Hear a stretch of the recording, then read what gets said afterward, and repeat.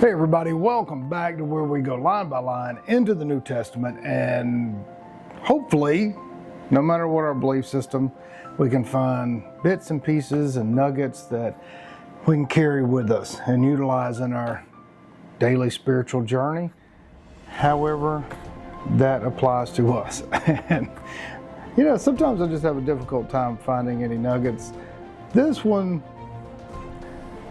this was better. And we're in Matthew chapter 12, verse 43, and Jesus is speaking to the multitudes. And when he's speaking to these multitudes, it's pretty interesting that in verse 43 of chapter 12, I'm reading out of my notes here, and an unclean spirit cannot rest. My first thought was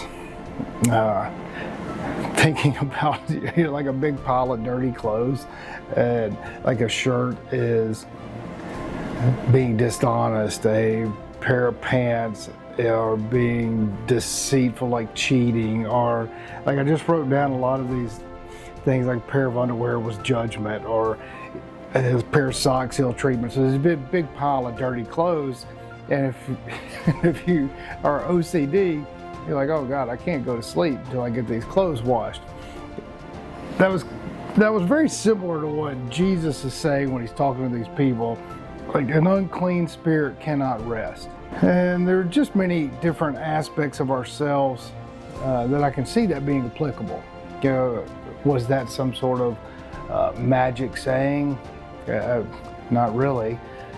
But it is a wisdom proverb, if you will, that is said in many different ways in many different cultures, and it makes sense. You know how many times we sit in bed and you got all this crap going on in your head? Well, maybe we should take inventory of ourselves, right? So we're not unclean in mind and body and spirit and just in our general vibe. So anyway, that was a good nugget. I was pretty pleased with that, because sometimes I get a little frustrated, especially if y'all have been with me a while. It was relatively nice. So we should work on being clean in body, spirit, and mind.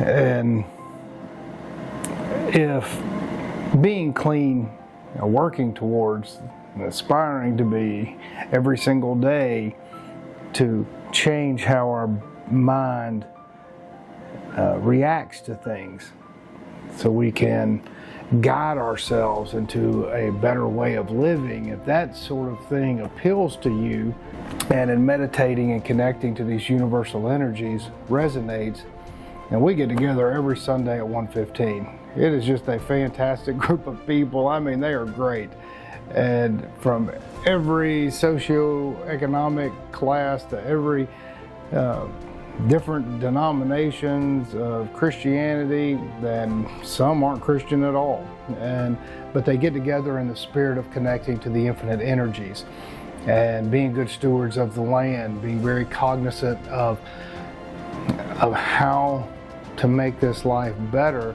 by respecting these universal energies that science has proven to be true. I believe science, I don't believe it, it's just a fact that science and nature and the universal energies are proving each other to be absolutely true. And I know that in my own practice of meditation, and especially understanding works of such doctors as Joe Dispenza or Dr. Bruce Lipton. I mean, the list goes on.